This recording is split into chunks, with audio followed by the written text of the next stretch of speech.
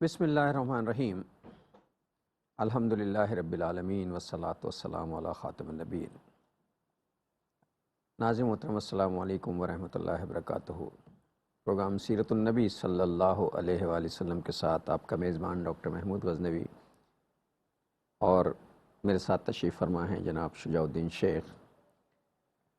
ہماری آپ کی ملاقات جو ہے 9 بجے RYQ ٹی وی پہ ہوتی ہے، اور اس سلسلے میں جو گفتگو جاری و ساری ہے نبی کریم صلی اللہ علیہ وسلم کی سیرت کے حوالے سے ایک طویل سلسلہ ہے جو مدتوں سے جاری ہے، اور اب زندگی کے مختلف شعبوں کے حوالے سے یا زندگی کے مختلف پہلوؤں کے حوالے سے نبی محترم صلی اللہ علیہ وسلم کے حیات طیبہ پر گفتگو کا سلسلہ جاری ہے۔ پچھلا پروگرام جو ہم نے کیا تھا وہ آپ کی نظر سے گزرا ہوگا، تو اس میں بات تو اپنے موضوع کے حوالے سے چلی تھی، لیکن پھر ہوتے ہوتے نماز کی اہمیت تک پہنچ گئی تھی، اور یہ بھی طے ہوا تھا کہ بھئی نماز جو ہے اس کی جس کی نماز درست نہیں ہے اس کا تو کچھ بھی درست نہیں ہے، اس لیے کہ نماز تمام عبادتوں میں وہ واحد عبادت ہے جو زمین پہ نہیں دی گئی۔ روزہ جو ہے زمین پہ فرض ہوا ہے، قربانی زمین پہ، حج زمین پر، اور نماز جو ہے وہ اللہ تعالیٰ نے اپنے محبوب صلی اللہ علیہ وسلم کو عرش پہ بلا کر تحفے میں دی کہ یہ نماز آپ کی امت کے لیے ہے۔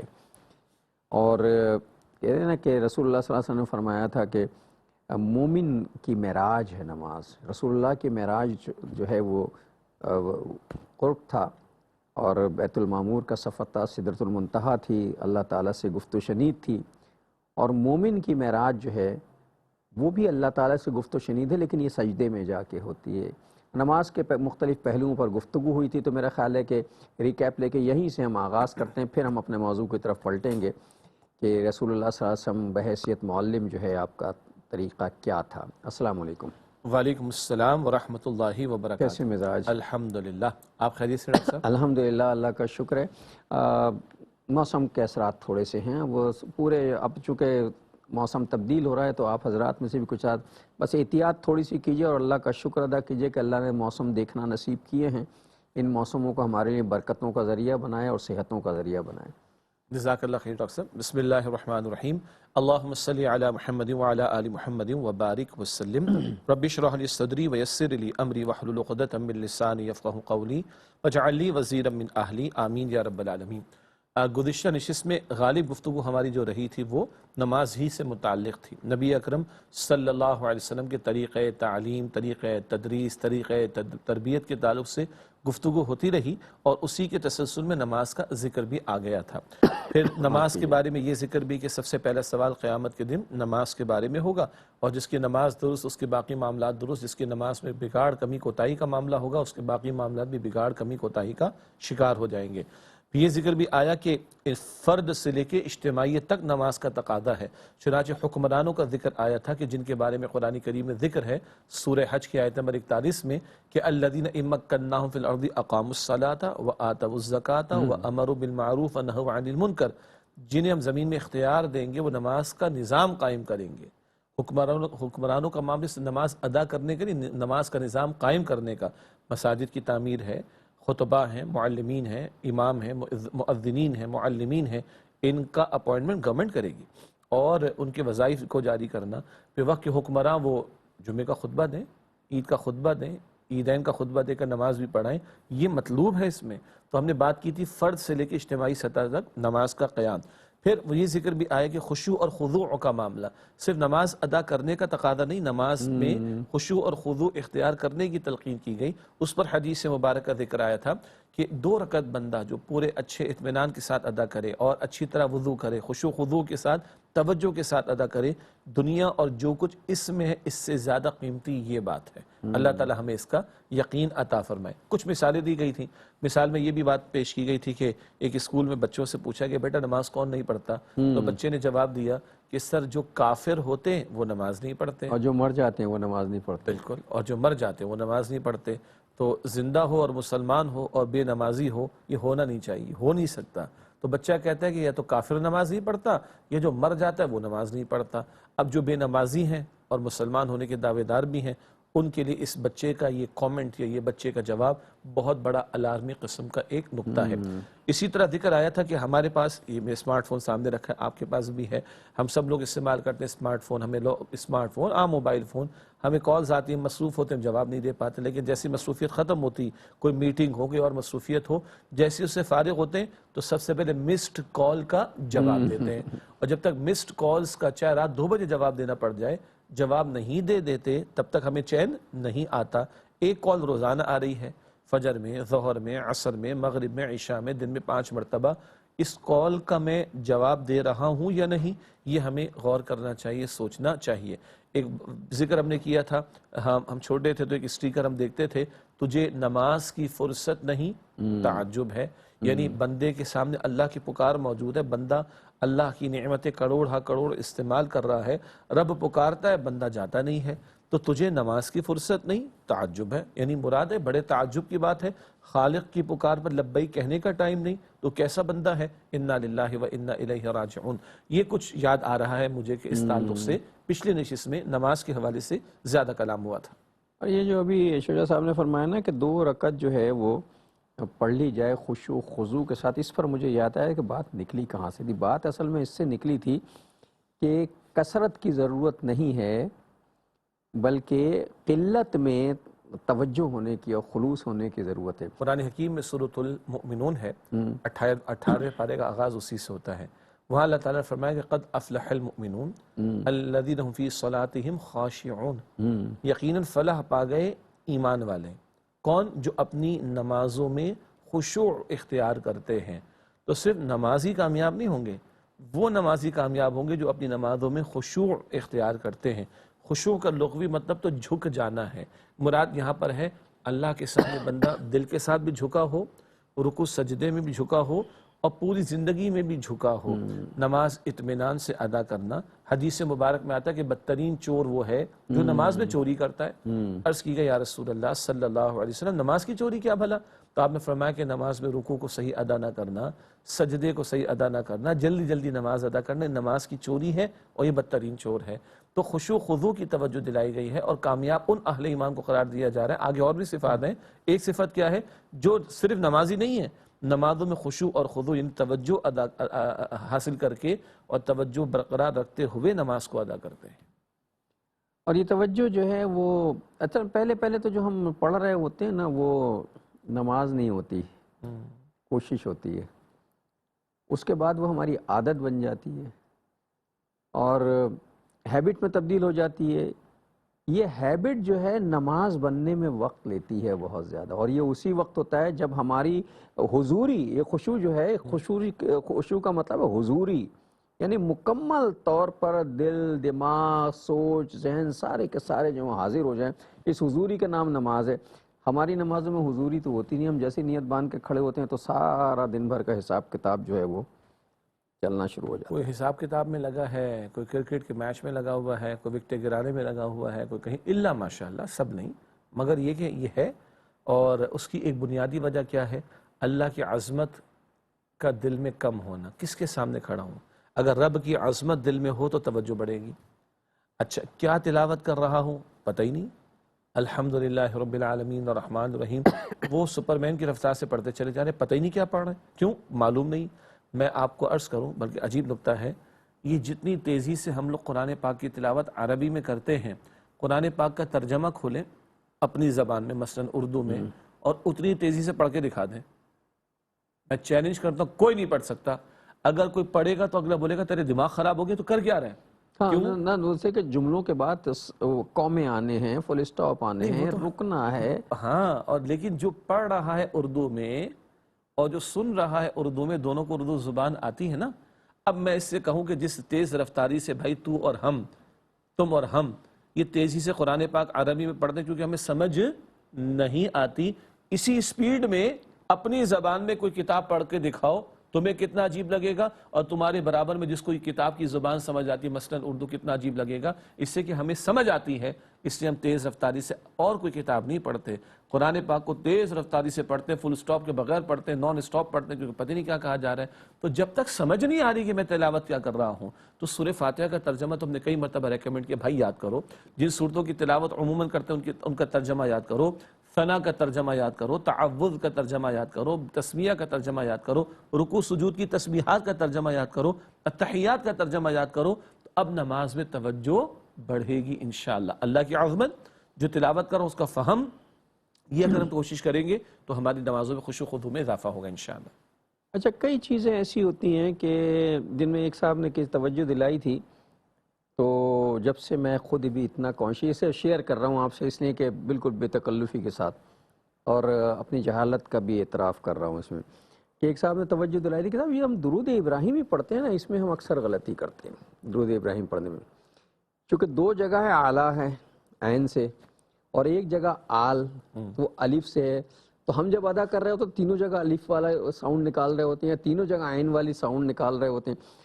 تو جس دن سے یہ بات سمجھ آئی، اس کے بعد جب درود پڑھنے ہو تو وہ ٹک کے پڑھنا پڑتا ہے ذرا، اور بہت توجہ سے، تو اب وہ جو رفتار ہے وہ رفتار اب دھیمی ہو گئی ہے، سمجھ ہو گئی ہے، تو میرا خیال ہے کہ پروگرام کی رفتار کو بھی تھوڑا سا دھیما کرتے ہیں کہ وقفہ۔ السلام علیکم ورحمۃ اللہ وبرکاتہ، ویلکم بیک ناظرین، وقفے کے بعد پروگرام سیرت النبی صلی اللہ علیہ وآلہ وسلم میں آپ کا خیر مقدم ہے۔ بات یہ ہو رہی تھی کہ چیزیں جب سمجھ میں آنے لگتی ہیں نا، ساری زندگی درود ابراہیمی پڑھتے رہے، الحمدللہ صحیح پڑھا، ابھی اندازہ ہوا کہ صحیح پڑھا، لیکن اب کانشیس ہو گئے ہیں کہ جب درود پڑھتے تو ٹک رک کے پڑھتے ہیں کہ یار کہیں گڑبڑ تو نہیں ہو رہی، عین اور الف کا معاملہ تو نہیں آ رہا کہیں۔ تو یہ اب جب ہم ترجمہ، جیسے شیخ صاحب نے کہا ترجمہ کریں گے تو پھر ہم رک رک کے پڑھیں گے کہ ہم کہہ کیا رہے ہیں، کہیں ہم غلط تو نہیں پڑھ رہے، کہیں ایسا تو نہیں ہے کہ جہاں وقفہ کرنا تھا وہاں سے ہم گزر گئے تو ہماری نماز خراب ہو جائے گی۔ تو جب ہم یہ سوچ کے پڑھیں گے تو یہ جو خیالات آ رہے ہوتے ہیں یہ رکیں گے اور توجہ ادھر چلی جائے گی ساری کی ساری۔ آپ کی اس گفتگو سے ایک دو پہلو اور میں چاہتا ہوں کہ ہمارے سامنے واضح رہیں۔ یہ درود ہم کس پر پڑھ رہے ہیں، کس پر بھیج رہے ہیں؟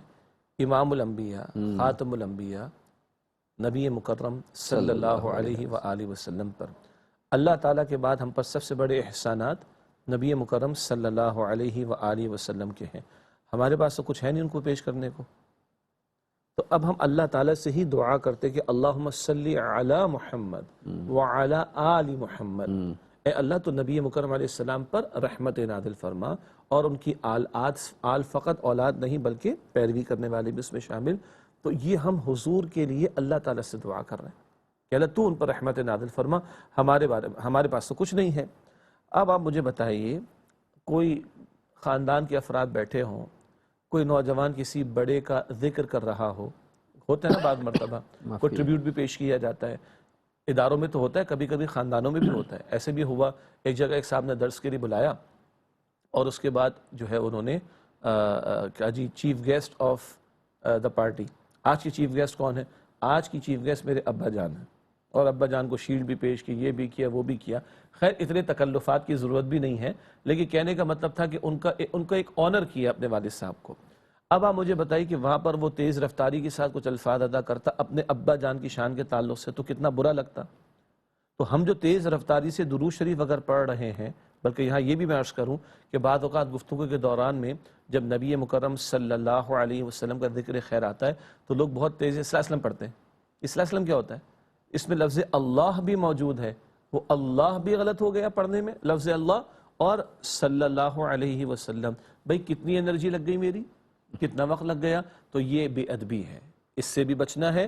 اور دوبارہ عرض کر رہا ہوں کہ حضور علیہ السلام کے احسانات اللہ تعالیٰ کے بعد سب سے بڑھ کر ہم پر ان کے احسانات ہیں، تو ان کے لیے ہم کیا کریں سوائے اس کے کہ اللہ سے التجا کریں، اللہم صلی علی محمد وعلی آل محمد، اللہم بارک علی محمد وعلی آل محمد۔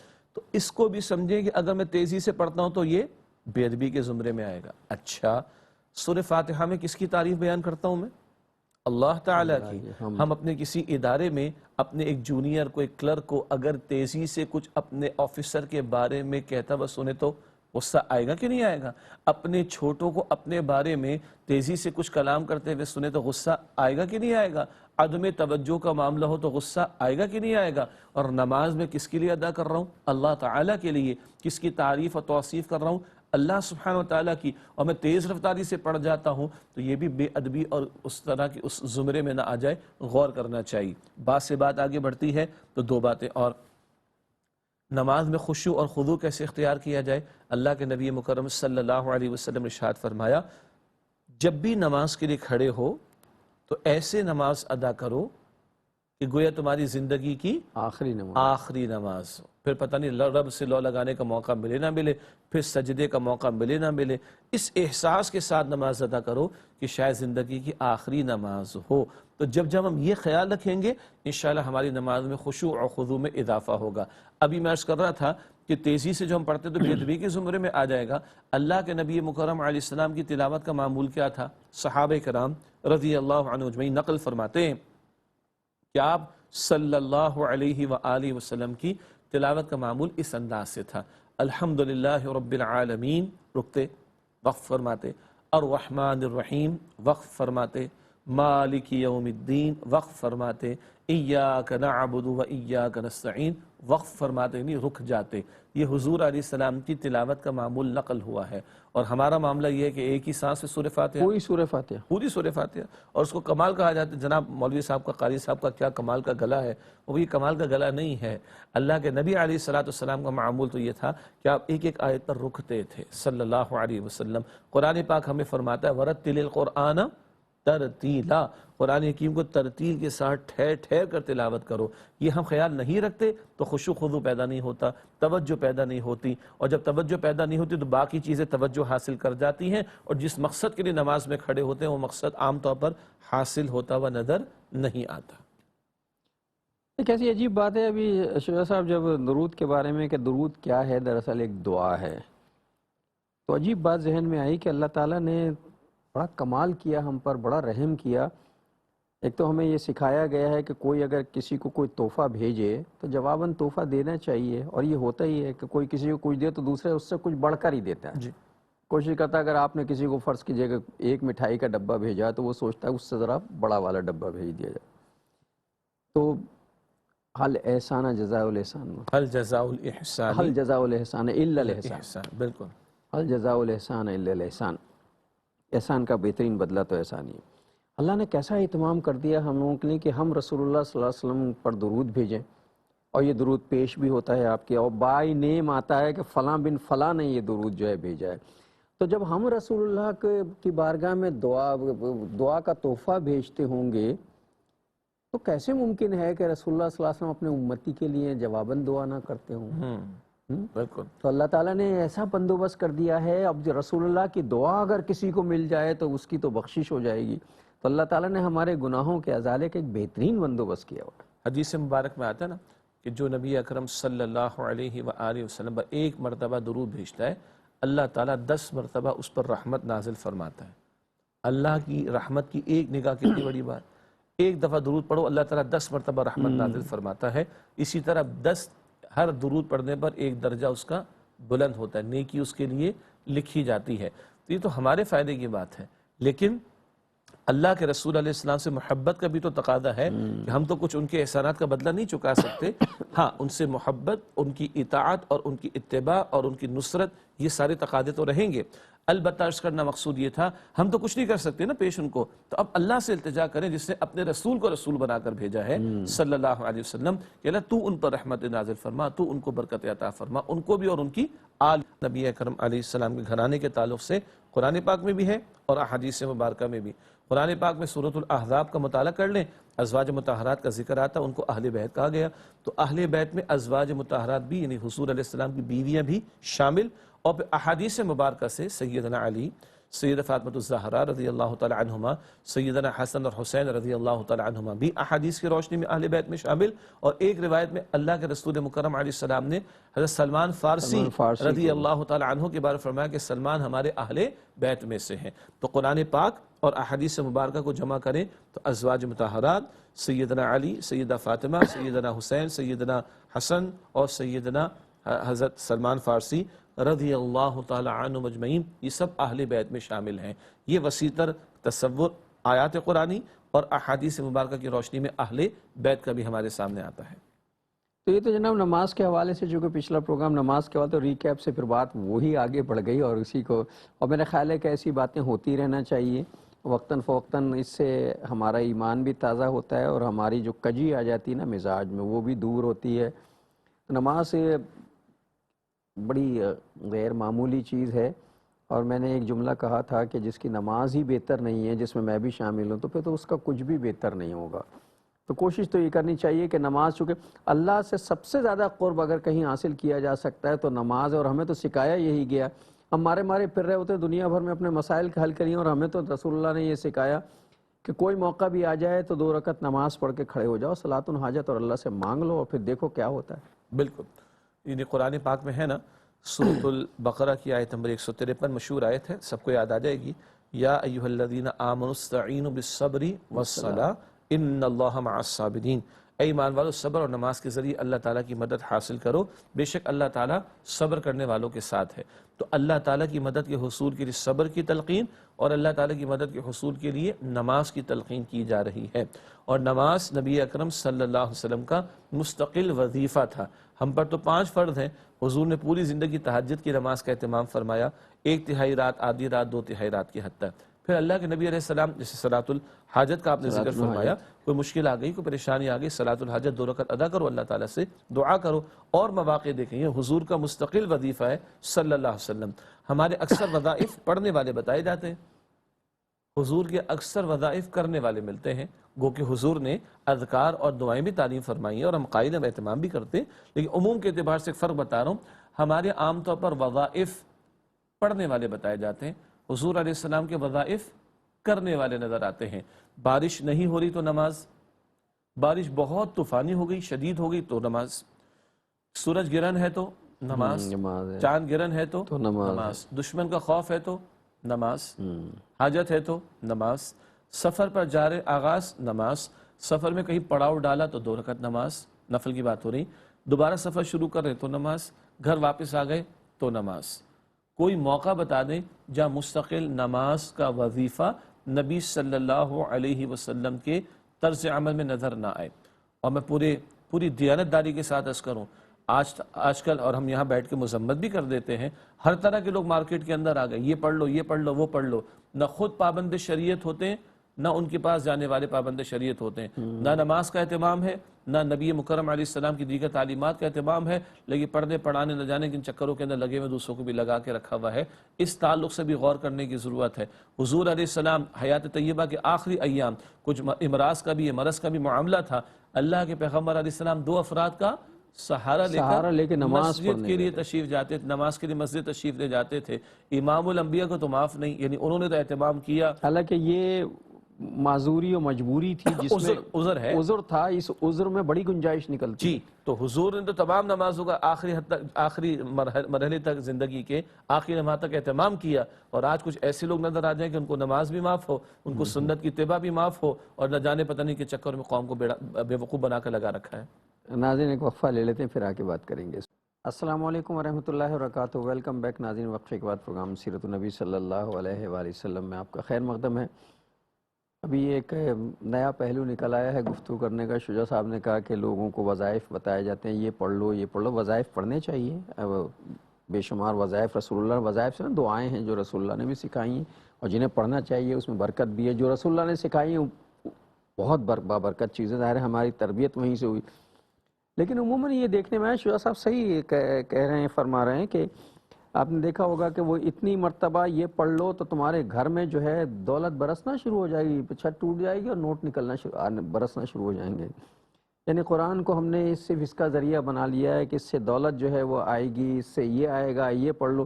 میرے بھائی، یہ ساری چیزیں پڑھنی ہوں گی، لیکن پہلے نماز تو پڑھ لو، وظائف پڑھ لو۔ قرآن پورا مت پڑھو، ترجمہ تو خیر بات کی بات ہے، قرآن بھی نہ پڑھو، لیکن ضرورت پڑ جائے تو قرآن کی 2 آیتیں نکال دو اور ان کا ورد شروع کر دو۔ بالکل بالکل، کیسے اس میں برکت آئے گی اور کیسے اس میں عمل آئے گا، تاثیر آئے گی۔ یعنی ہم بھی اس وقت اصولی بات کر رہے ہیں، وہ کیا ہے؟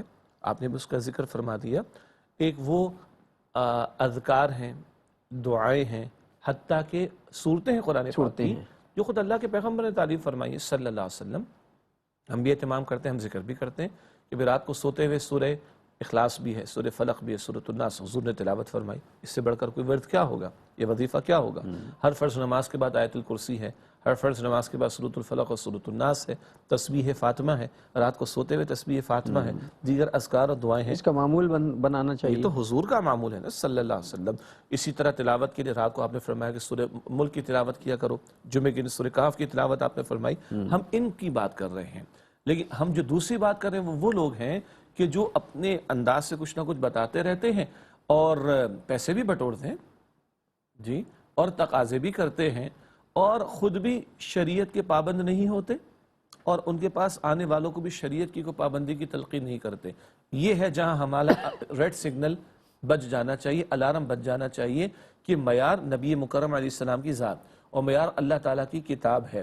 اگر کسی کے پاس بیٹھ کر اللہ کی کتاب اور اس کے پیغمبر کی سنت سے دوری پیدا ہو رہی، معاذ اللہ، یہ آخرت کی فکر جو ہے وہ پیدا نہیں ہو رہی، دنیا پرستی میں دل لگ رہا ہے، تو پھر ایسی لوگوں کو کہا یہ وہ لوگ ہیں جن کو علماء سو یا برے لوگ کہا جائے گا۔ سو کو برا کہا جائے گا، سو کا ترجمہ برا کا ہوگا، اور ایک وہ افراد ہوں گے جو خود پابند شریعت ہوتے ہیں اور لوگوں کو بھی اسی کی تعلیم دیتے ہیں۔ اور آپ نے بجا فرمایا، باقی پڑھنا پڑھانا بعد میں بتاتے، پہلا بتاتے اللہ کے بندے نماز ادا کرتے ہو کہ نہیں؟ اپنی نمازیں درست کر لو، پھر اللہ سے مانگو گے تو اللہ کو بہترین وظیفہ زندگی کا جو ہے، جو مطلب جس پر ہمارا ایمان بھی ہے اور جسے ہم وقتاً فوقتاً پریکٹس بھی کرتے ہیں، بہترین وظیفہ دنیا کا یہ ہے کہ جب کسی مشکل میں پھنس جاؤ تو بجائے کسی عامل کے پاس جا کے کوئی چلہ اور کوئی وظیفہ اور کوئی وہ لینے کے، اللہ کے حضور میں 2 رکعت نماز حاجت ادا کر کے معاملہ اس کے حوالے کر دو، پھر دیکھو کیا ہوتا ہے۔ یہی آیت کریمہ پیش کی گئی تھی، استعینوا بالصبر والصلاۃ، صبر اور نماز کے ذریعے اللہ تعالیٰ کی مدد حاصل کرو، یہی تو بتایا جا رہا ہے۔ اللہ کے حضور جھک جاؤ، اور اللہ کے نبی علیہ السلام کا مستقل معمول بھی ذکر میں آ گیا، فرض نماز، تہجد کی نماز، اس کے علاوہ مستقل نوافل کا اہتمام، اور مختلف کیفیات جب طاری ہو جائیں، مختلف حالات جب وارد ہو جائیں، ان کے دوران میں اللہ کے نبی علیہ السلام نماز کا اہتمام فرمایا کرتے تھے۔ اور ہاں، نماز ہے تو پھر دعا بھی کرے گا بندہ، اور دعا مومن کا بہت بڑا ہتھیار ہے، اور حضرت زکریا علیہ السلام کی زبان مبارک سے قرآن پاک میں کہلوایا گیا، حضرت ابراہیم علیہ السلام کی زبان مبارک سے قرآن پاک میں کہلوایا گیا۔ سورہ مریم میں یہ الفاظ آتے ہیں، وَلَمْ أَكُمْ بِدُعَائِكَ رَبِّ شَقِيًّا، اور اے میرے تجھ سے مانگ کر میں کبھی محروم نہیں رہا۔ کبھی مایوس بہت پیارے الفاظ ہیں، کبھی مایوس اور رسولوں کے الفاظ ہیں، زکریا علیہ السلام اور حضرت ابراہیم علیہ السلام کے، ان کی زبان سے اللہ تعالیٰ ہمیں سکھا رہا ہے، وَلَمْ أَكُمْ بِدُعَائِكَ رَبِّ شَقِيًّا، اور اے میرے رب تجھ سے مانگ کر میں کبھی بھی محروم نہیں رہا۔ کبھی محروم نہیں رہتا آدمی۔ اور بہترین وظیفہ تو یہی ہوتا ہے، اور اس سے زیادہ پاورفل وظیفہ جو براہ راست اثر کرتا ہے، جسے ہم کہتے ہیں نا کہ جو ڈائریکٹ کام کرتا ہے، وہ ہے وہ وقت جسے ہم وقت تہجد کہتے ہیں۔ اگر اس وقت اٹھ کے آدمی اپنے، تو اس وقت تو اللہ تعالیٰ خود صدا دے رہے ہوتے ہیں کہ آؤ مانگو نا مجھ سے، کون مانگنے والا ہے۔ اگر اس وقت صلاۃ الحاجت پڑھ لی جائے اور اللہ سے التجا کر لی، اچھا وہ وقت بھی ایسا ہوتا ہے کہ جب خشوع و خضوع قدرتی ہوتا ہے، جی وہ پیدا کرنے کی کوشش نہیں ہوتی۔ جی، یہ جو رات کا آخری حصہ ہے، جس کو اس طرح کہا جائے گا کہ رات کے اگر 3 حصے کر لیں، اگر رات 9 گھنٹے کی ہے تو آخری 3 گھنٹے مثال کے طور پر، تو رات کا جو آخری حصہ ہے جس کو ہم نے تہجد کا وقت کہا، سحری کا وقت بھی کہتے ہیں، حدیث مبارک صحیح مسلم شریف میں اللہ کے نبی صلی اللہ علیہ وسلم نے فرمایا، اس وقت اللہ تعالیٰ اپنی شان کے مطابق پہلے آسمان پر نزول کا معاملہ فرماتا ہے، اپنی شان کے مطابق، کیفیت ہم سمجھ نہیں سکتے۔ عام اوقات میں ہم پکارتے ہیں اے اللہ قبول کر لے، اے اللہ سن لے، اے اللہ قبول کر لے، اے اللہ سن لے۔ اس وقت اللہ تعالیٰ فرماتا ہے کوئی مجھ سے مانگنے والا میں اس کو عطا کر دوں، ہے کوئی دعا کرنے والا میں دعا قبول کر لوں، ہے کوئی شفا مانگنے والا اس کو میں شفا عطا کر دوں۔ اللہ اس وقت ہمیں پکارتا ہے کچھ چاہیے تو لے لے۔ باقی 23 گھنٹے یا 22 گھنٹے 21 گھنٹے ہم کہتے ہیں اللہ قبول کر لے، اس وقت وہ کہتا ہے مانگ لے، مانگ لے اور مانگ لے۔ یہ بھی قیمتی وقت ہے مانگنے کا، یہ تیر بہ ہدف نسخہ ہے، اور یہ بہترین وقت ہے مانگنے کا اللہ تعالیٰ سے۔ اچھا، ہم عجلت بھی بہت کرتے ہیں، ہم مانگتے ہیں اور یہ سمجھتے ہیں کہ ہم نے مانگا اور ہمیں فوری، یعنی ہم نے تہجد میں مانگا اور فجر کے بعد ہمیں مل جائے، یا مغرب تک تو کم سے کم مل ہی جانا چاہیے، وہ نہیں ملتا مغرب تک۔ تو پھر ہمیں وہ جو ہماری جبلت و فطرت ہے نا، جس میں اس کا قرآن میں بھی تذکرہ کہ انسان تو بڑا ہی عجلت پسند ہے. وَكَانَ الْإِنسَانُ عَجُولًا، انسان بہت جلد باز واقع ہوا ہے. آپ کی اجازت سے یہ جو آپ نے فرمایا کہ ابھی مانگا ادھر ہو جائے، اس پر بھی ہم نے کلام کبھی کیا ہے. اچھا، یہ نقطہ نوٹ یہ کرنا چاہیے، جس قدر عظیم دعا ہوتی ہے اس کی قبولیت میں اتنا ہی زیادہ وقت بھی لگتا ہے یا لگ سکتا ہے. ابراہیم علیہ السلام نے نبی اکرم علیہ السلام کے لیے دعا کی ہے. ابراہیم علیہ السلام، اسماعیل علیہ السلام دونوں مل کر خانہ کعبہ کی از سر نو تعمیر فرماتے ہوئے دعائیں مانگ رہے. وہ دعائیں سورہ البقرہ میں آئی ہیں، آیت نمبر 129 میں بھی ہے، ربنا وبعث فیہم رسولا منہم یتلو علیہم آیاتک، اے ہمارے رب ان میں سے وبعث فیہم رسولا منہم، انہی میں سے ایک انہی رسول میں کو سے ایک رسول مبعوث مبعوث فرما فرما. اور وہ ان پر تیری آیات کی تلاوت فرمائے. تو اپنی نسل میں آئندہ نبی مکرم علیہ السلام کے تعلق سے دعا ہو رہی ہے، اور ابراہیم علیہ السلام اور نبی اکرم صلی اللہ علیہ وسلم کے درمیان میں 2500 برس کا فرق ہے. اتنی عظیم، بلکہ عظیم ترین دعا ہے نا کائنات کی، اس کے قبول ہونے میں کتنا عرصہ لگا؟ 2500 برس. ایک بات. دوسری بات آپ نے اشارہ بھی کیا ہے، اس حدیث مبارک کو ہم نے گائے بگائے ذکر میں لانے کی کوشش کی ہے کہ اللہ کے نبی علیہ السلام فرماتے بندہ اللہ سے دعا کرتا ہے تو عین ممکن ہے کہ اللہ اس کی کسی تکلیف کو دور کر دے. یہ شے تو نہ دے جو مانگا اس نے، لیکن وہ اللہ کسی تکلیف کو دور کر دے. اچھا، کیا مانگ چکا بندہ اور کیا نہ مانگا، کیا مانگنا چاہیے کیا نہیں مانگنا چاہیے، بہتر جاننے والا وہ ہے اللہ سبحانہ وتعالی. ہم ہو سکتا ہے ظاہر میں ایک شے مانگ رہے وہ ہمارے لیے حقیقت میں درست یا فائدہ مند نہ ہو، تو اللہ تعالیٰ کسی بلا کو تکلیف کو دور کر دیتا ہے. نمبر 2، بلکہ نمبر 1 تو یہ کہ جو مانگا وہی مل گیا، اللہ کی مشیت میں ہوگا دے دے گا. نمبر 2، نہیں، اللہ قبول نہیں فرمائے گا، یہ شے نہیں دے گا، کسی تکلیف کو دور کر دے گا. اور آخری شکل کیا ہے؟ نہ وہ قبول ہوئی دعا، نہ کوئی تکلیف دور ہوئی، لیکن اس دعا کو جو کہ ایک عمل ہے، اس دعا کو اللہ نے محفوظ کر لیا آخرت کے اجر کے لیے. پھر حدیث مبارک میں آتا ہے کہ بندہ کل بہت کچھ اس کو عطا ہوگا، ایک ڈھیر بہت بڑا اس کو اجر عطا ہوگا. پوچھے گا یا اللہ یہ کیا ہے؟ اللہ فرمایا گیا تو یہ تیری وہ دعائیں ہیں جو میں نے دنیا میں قبول نہیں کی تھی. تو وہ حسرت کرے گا، کاش اتنا اجر ہے، کاش دنیا میں میری ایک دعا بھی قبول نہ ہوئی ہوتی اور آج یہ میرا اجر اور زیادہ بڑھ جاتا. تو اس میں کہا جاتا ہے حدیث مبارک مکمل جو انگلش میں ہم کہتے ہیں نتھنگ ٹو لوز والی بات ہے. اور وہی بات، اے میرے رب تجھ سے پکار کر، تجھے پکار کر، تجھ سے مانگ کر میں کبھی مایوس نہ ہوا، کبھی محروم نہ رہا، قبول ہوتی ہے. کبھی وہی شے مل جائے گی، کبھی اللہ کسی تکلیف کو دور فرما دے گا، یہ حدیث میں ہے، اور یا اللہ آخرت کے لیے اجر ذخیرہ کر دے گا. وہ اتنا ہوگا جس کو دیکھ کر تمنا کرے گا کاش ایک بھی دعا دنیا میں قبول نہ ہوئی ہوتی. اچھا، پھر یہ ہم اپنے مختلف مسائل کے سلسلے میں جو پریشانیاں ہم پر آتی ہیں، مصیبتیں آتی ہیں، اللہ سے رجوع کریں، اللہ کے حوالے کر دیں. اور پھر کبھی یہ بھی ہوتا ہے کہ ہم بہت پریشانی میں ہوتے ہیں اور معاملات اللہ کے حوالے کرتے ہیں اور بظاہر ہمیں اس کا کوئی حل نظر نہیں آ رہا ہوتا، نہ ہماری دعا کوئی قبول ہوتی بھی نظر آ رہی ہوتی. میں نے ایک جگہ ایک حدیث پڑھی تھی، ایک مسجد کے بورڈ پر جہاں حدیث لکھی ہوتی ہیں کہ جب اللہ تعالیٰ کسی بندے کے درجات کو بلند کرنا چاہتا ہے اور اس بندے کی طرف نظر ڈالتا ہے تو اس کے اعمال اس قابل نہیں ہوتے کہ اس کے درجات کو بلند کیا جا سکے. یعنی پرموشن ہونی ہے اس کی، لیکن اس کی ACR خراب ہے. یوں آج کے دور میں یوں سمجھیے کہ سالانہ رپورٹ اس کی خراب، پورے سال اس نے کوئی ایسا کام نہیں کیا کہ اس کی پرموشن ہو، اگلے گریڈ میں پہنچایا جائے. لیکن اللہ تعالیٰ اگر گریڈ دینا چاہتا ہے تو اللہ تعالیٰ اسے کسی مشکل میں مبتلا کر دیتا ہے، کسی آزمائش میں ڈال دیتا ہے، اور اس کی وہ جو تکلیف اسے پہنچے تو اس کے نتیجے میں اس کے درجات بلند کر دیتا ہے. بالکل یہ صورت ہمیں ان چیزوں پر اگر ہم ایمان رکھیں تو بڑی تسلی و تشفی ہوتی ہے.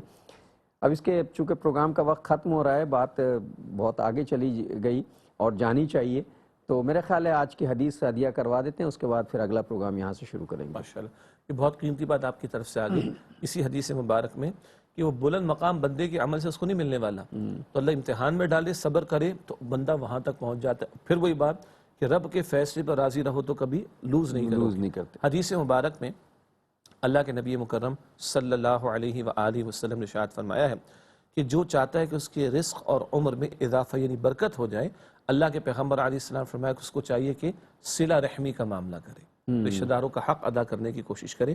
اللہ تعالی ہمیں عمل کی توفیق عطا فرمائے. آمین یا رب العالمین. اور ناظرین محترم، اس کے ساتھ ہی ہمارے آج کے پروگرام کا وقت ختم ہوا. جناب شجاع الدین شیخ اور اپنے میزبان ڈاکٹر محمود غزنوی کو اگلے پروگرام تک کے لیے اجازت دیجیے. اللہ نگہبان، والسلام علیکم ورحمۃ اللہ وبرکاتہ.